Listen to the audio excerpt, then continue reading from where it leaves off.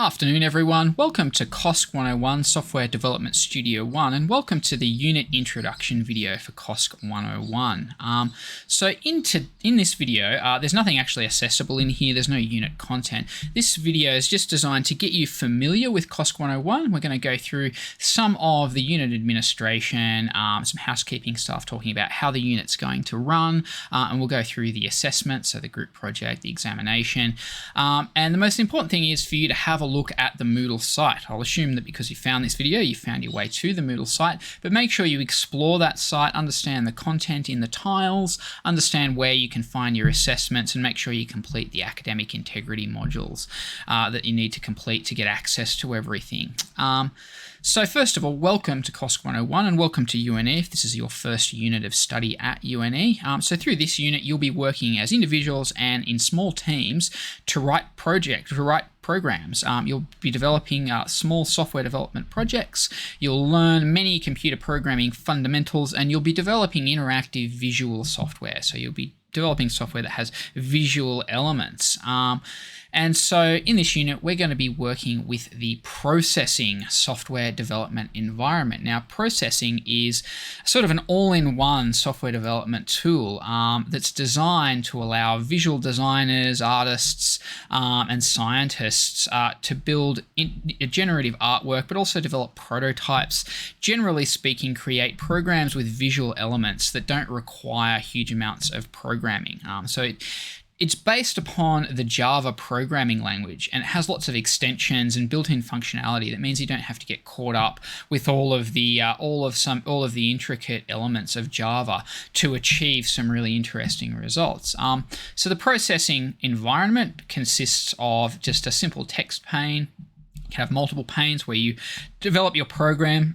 There's an output console down the bottom where you can print output to, and essentially you write your code and you press the run button, and it takes care of all of the compilation and all of the background things that need to happen in order for that software to run. And you'll see plenty of examples of that as we move through the unit material of using processing. And lecture 1 will cover off on getting hold of that one as well. So here are some examples. These are examples of the visual programs that have been developed in processing. Some of these are examples actually that you can go and review in the tool itself. You've got a flocking simulation here. You've got some generative artwork in the center. When you mouse over that, it changes the color of the circles, and you've got a simple sort of volumetric simulation over here. So this is actually processing code running in an embedded interpreter that sits inside this web-based slide. So you can see that it is actually interactive. It's an actual piece of code that's running. And so it gives you an idea of sort of what you can do in processing and what you'll be working with. So we'll keep moving on. Ooh, there we go. So everything to do with COSC101 is hosted on the Moodle site. So this is the pattern for almost every unit of study at UNE. Everything is delivered through Moodle. It's our learning management system. And so you have to become familiar with the layout and functionality. Make sure you check the site regularly. So I'll be posting things in the forums, and all of the material will be delivered through the tiles. If we go through and bring the site up here, I'll just jump back to the main page here. This is what you will be greeted with when you log on to the COSC101 Moodle site. I've probably got some extra bits and pieces on here because I'm set up as an administrator. And once you complete the academic integrity module and the COVID safety modules here, these bits and pieces will disappear. At the top here, you can see you've got your unit information and assessment overview, and this contains all sorts of information about the unit, including the assessment overview, so to let you know the percentages and weightings of your assignments. It also covers off on the study timetable, and the study timetable has the lectures for each week listed, along with the topics that you'll be covering for that particular week. So make sure you're familiar with those and you understand what's due, when it's due. There's some other more general information there as well. And you've also got the textbook information, the learning resources information in here, and it outlines the textbook that we'll be working from for this unit. So this is the Processing Programming Handbook for Visual Designers and Artists. So going back to the home page here, you'll see that once we get out of this top top section here, we've got these tiles that sit down below, and this is where some additional unit resources live in this first tile, but the assignments, the assessments, are in the second tile, and you'll be able to access them from the assignments tile, and then your content is delivered through the remaining tiles here. So you've got your 4 topics that we'll talk through later on, and you've got the revision and final examination there. So have a look through those. When you go into those tiles, you'll see that you've got these tables in here, and this table has all of the lectures and the material, links to the recordings, both high quality raw videos and links to Echo 360, and that will give you access to all of the material as we move through. So be familiar with those and make sure that everything is working for you as you move through that site. So lecture recordings are hosted on Echo 360. They're already recorded for you. I recorded them earlier this year, so they're available in their entirety. There's 22 lectures there for you to review. There'll be additional videos uploaded from the tutorial sessions, though. As we conduct the tutorial sessions, there'll be more content added for you to review, and that's because we'll be recording those live when we deliver those tutorials on campus and through Zoom. So I've linked the high quality originals if you appreciate additional frames and pixels to view, and so they're a couple of 100 megabytes each to download, so you can go and grab them if you want to view them offline later on. So how will COSC 101 run? So this unit's going to be what we call a flipped classroom unit. Essentially, you will view the lecture videos in your own time. So even if you're an on-campus student, you'll view them in your own time. Then we have our 3-hour tutorial session where we'll review the lecture material. We won't go through it exhaustively, and it'll give you the opportunity to ask questions, and we will work through a tutorial exercise. So when I say work through, we'll work through parts of it, and parts of it you will be doing yourself.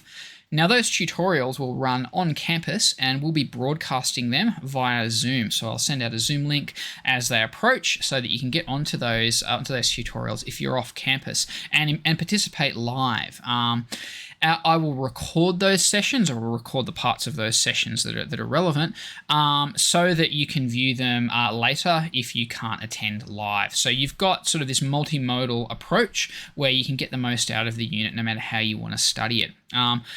If you are studying asynchronously, so you're not logging on live and you're not making use of the opportunity to ask questions live, you can ask questions over the unit forums, and we'll get answers to those when we see them. So in the tutorial sessions, ask questions. That's your chance to clarify your understanding, work through problems that you're having, and to get the most out of those sessions, you really do need to review the material beforehand.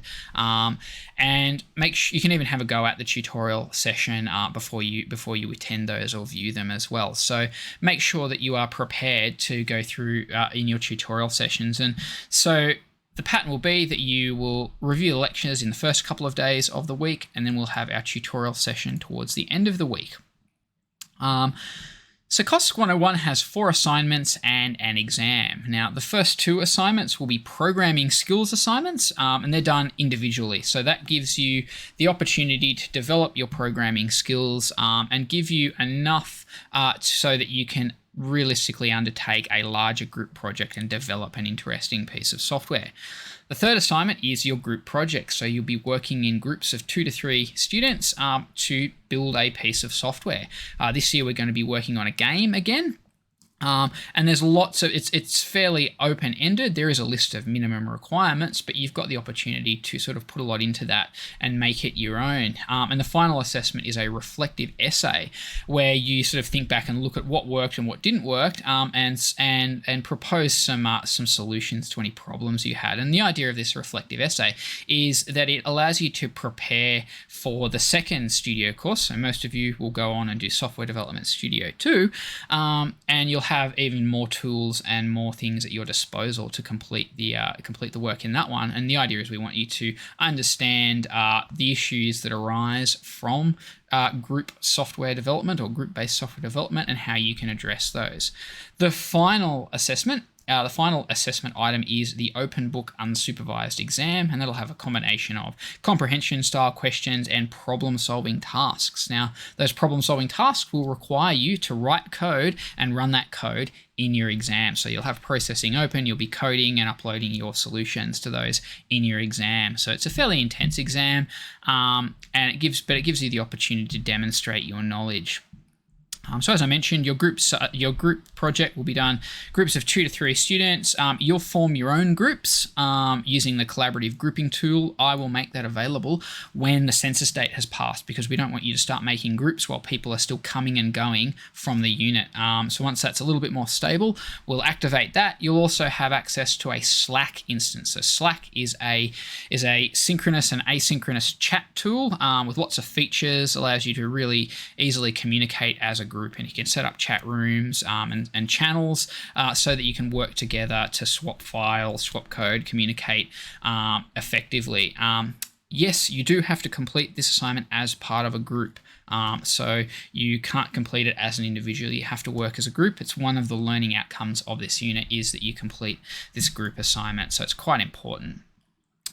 So COSC 101 is broken down into 4 topic areas. You've got the first topic is your introduction to programming topic, where you cover off on a lot of fundamentals. This really teaches you how to write a program in processing to do something interesting.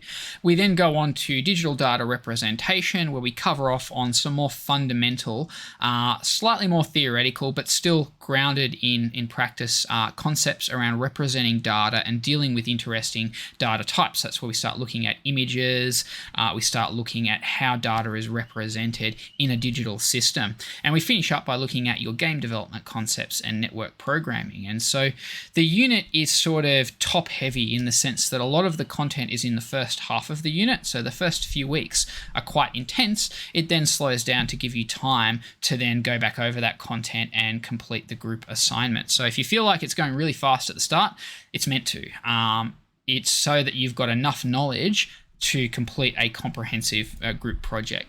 So we'll be working through all of those topic blocks, and they appear in the Moodle page. So when you go into the Moodle page here, you can see that these appear in the appear at the bottom after the assessment tile, and you can review the content within them. Elements from all of those topics will appear in the exam. So you probably won't get a lot from the last 2 topics, but certainly the first 2, there'll be lots of content from those. So that really covers off on a lot of the housekeeping stuff. The remainder of this video just covers off on a few sort of higher level topics about studying at university, who we all are, why we're here, and where you can go with your career, both at university and beyond. So what is university study? Well, university is designed to provide you with a universal education, with a wider view of a topic area or topic areas in general. The idea is that you're given the opportunity to study a range of different subjects across different areas. Now, if you're in a Bachelor of Computer Science or a Master of Information Technology, they're a little bit narrow because a lot of your content will be around computing, information technology, and computer science, but you have opportunities there to cover off on wider things like mathematics. And if you're in the undergraduate program, you can even fit in another minor in there, so you can go learn a language, do some other science, or go and study over in the arts department if you want to for some of that course. And the idea is that it creates this wider view, and it differs from professional development style courses that are really narrow and they're focused on developing skills for a particular platform or a particular task. So we will expose you to a lot of technologies, concepts, and approaches that will be outside of the scope of a job that you may get in the end. The idea is that they give you enough knowledge and enough worldly experience to progress and advance your discipline, not just participate in it. The idea is we want to cultivate knowledge and cultivate development there. So that's the idea. And so when you're studying something that might seem a little detached from even the assessments that you're doing, or it might seem detached from what you want to do at the end, the idea is that you're getting that wider view of the subject area. And it's an opportunity. University study should be treated as an opportunity to do that, because there's not very many other places in society or times in your life that you get the opportunity to study a wide range of things. So university study is delivered by lecturers, professors, research fellows, and these staff are not just teachers. They conduct research. We conduct peer-reviewed research. We participate in research projects. We develop grants. We get paid to do additional research projects. And so the idea is that we're not just dedicated teachers. The idea of this is that it builds this teaching research nexus that ensures the subjects taught are grounded in the research that underpins them, and it's taught by people that really understand where the fields are going and what tools and what approaches are really going to be part of the future skills needed. And the courses are curated to contain a core of material that develops the skills in a coherent way. And so if you're progressing through your degree, you've got to do the introductory material first, intermediate material, followed by the advanced material to get the best out of it. And that doesn't always mean that a particular unit requires specific skills. It might just require general knowledge or general programming or general problem solving skills that are developed through a combination of studies. So it's not necessarily a one-to-one relationship there. So academic research typically involves establishing a research idea or a question around a particular phenomena, designing some sort of a study to test your idea or your hypothesis, communicating your results, and having it reviewed by your peers to make sure that your results are valid, you haven't missed something, essentially to ground it in solid in the science underneath it. And so in Australia, academics have a really wide freedom to pursue almost any topic. And so research can either be really applied, it can be applied to a very narrow problem to solve something very specific, or it can be sort of more pure, more blue skies research where you're just investigating different phenomena, different things for the sake of it, with the idea of creating knowledge that will be useful either in the future or it'll feed into areas other people will identify it as feeding into other areas. And this is how technology is progressed and developed and refined. It's not all about focusing on the small applied things every time. Now, research can be publicly or privately funded. So most research done at Australian universities is publicly funded. Some of it will be conducted with private entities, so it might be partially privately funded, and you've got your big companies, the Googles, Amazons, Microsoft, all of these firms and firms like them conduct large-scale privately funded research, and so the technology that they develop is owned by them, so it's not necessarily available and not necessarily there for the public good. So the idea of COSC 101 is that it develops programming and problem-solving skills, and these are general skills, and you can take them and apply them to other programming languages, other platforms. It also develops skills around data science, so we cover things like data representation, simulation, visualization. When you're building your game, you're building a simulation, and so you can develop a broad variety of skills. While you may not use the Java programming language that this unit is taught in, or you might use processing as the platform, the skills you learn are useful to be applied to other technologies.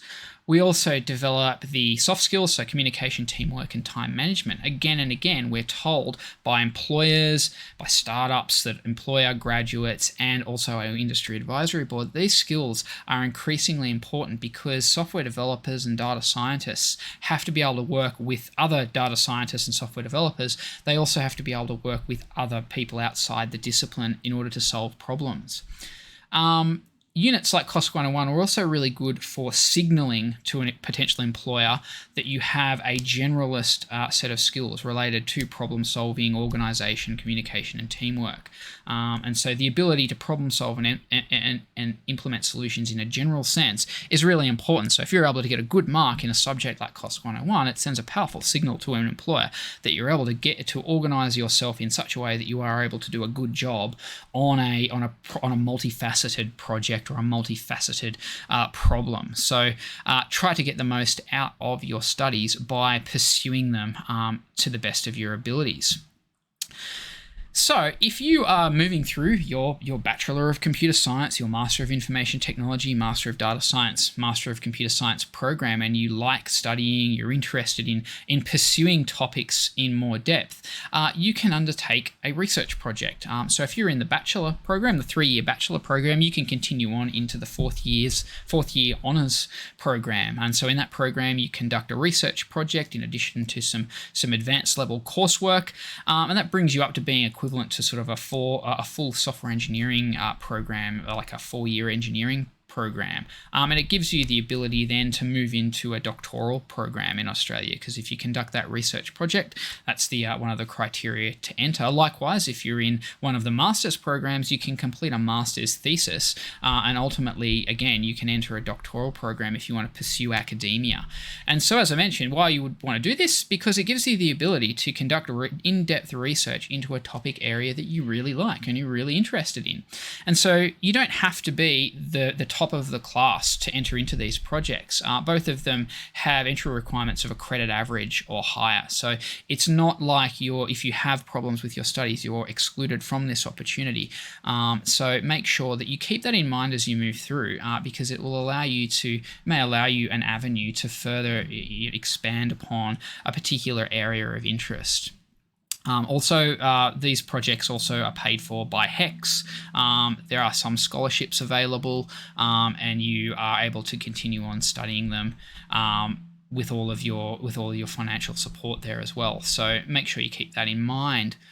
So COSC 101's linked to research. So the skills that you develop here are really useful for data visualization, simulation, research communication. And so some of the really cool projects that I've been involved with are around individual-based modeling or modeling collective behavior. Now, I've got a quick slideshow here. I've got a PowerPoint slideshow.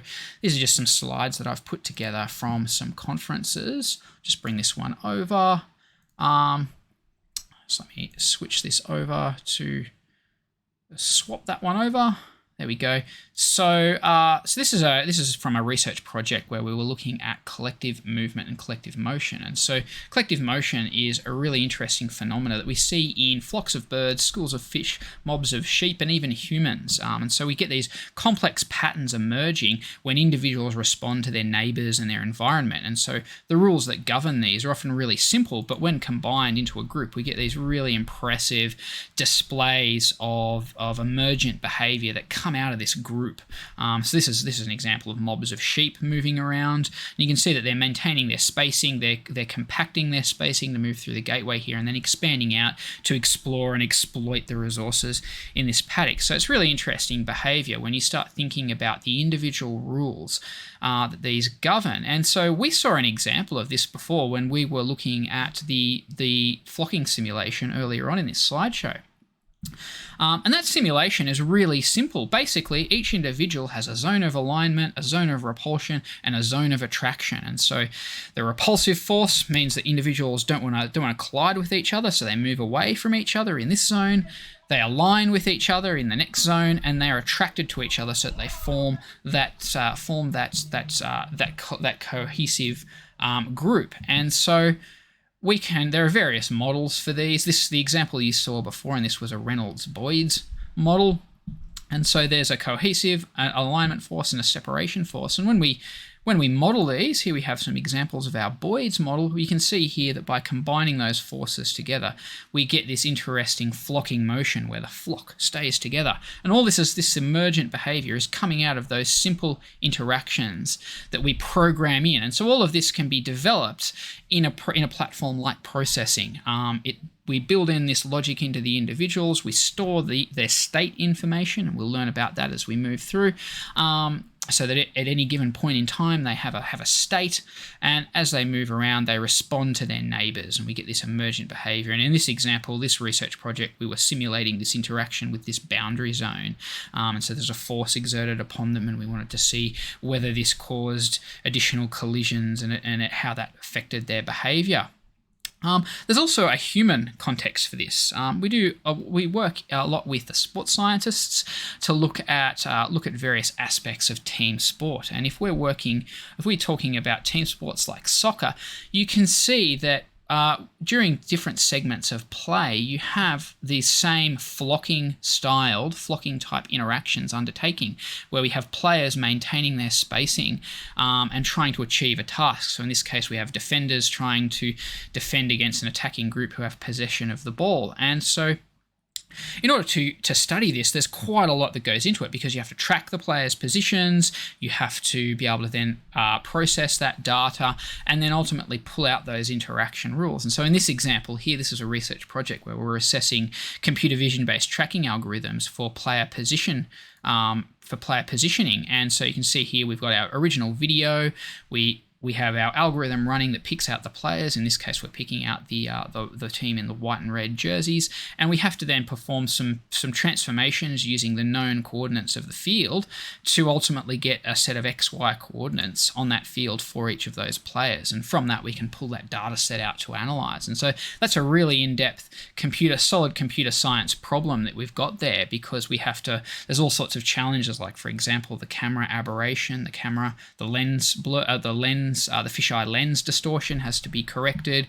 We then need to be able to track the individual players. We need to be able to map all of these field lines to particular locations. Again, this is all requires programming knowledge, problem-solving knowledge, and a little bit of algorithms and maths thrown in there as well to get to the end of it. And so ultimately, we're able to assess these group behaviors, and we have examples of studies that we've completed in that. So this just gives you a feel for some of the cool research projects that we undertake here and some of the opportunities that you have. Just before we move on, this was just a final little infographic that just displays programming, the role of programming in data science. So some of you will be studying a data science major or a master of data science, and so general programming in our general purpose programming languages is really important, because it allows you to solve problems in these different fields that make up these different areas that make up data science as a profession. And so the really popular, the main thing associated with data science is really machine learning and data visualization. And in order to implement complex algorithms and ultimately be able to implement these classification, regression, and clustering type algorithms, you need to have a really good understanding of programming, data structures to do that. So programming is kind of that central theme inside your data science studies. So COSC 101 aims to develop those skills. So we've covered off on a lot of ground here today, and I hope I've sparked your imagination just a little bit with some examples there of research that's grounded in programming and developing simulations, and we should be able to work from there. And if you're interested in doing research as you progress through, make sure you talk with your lecturers, talk with your course coordinator, because they can direct you to people that have research projects that are linked in there. So we've covered a lot in this intro video. So we've gone through all of the housekeeping stuff, so the unit admin, assessments, and the Moodle page. We've had a look at some wider topics there, what university study is, and all of our places in that. Make sure you go through and have a read of the Moodle site, and if you have any questions, throw them up on the discussion board or send me an email. Any questions, jump onto the forum and ask them so we can get those corrected. So thanks for listening, guys, and good luck with your studies in Trimester 1 2022. Thanks, guys.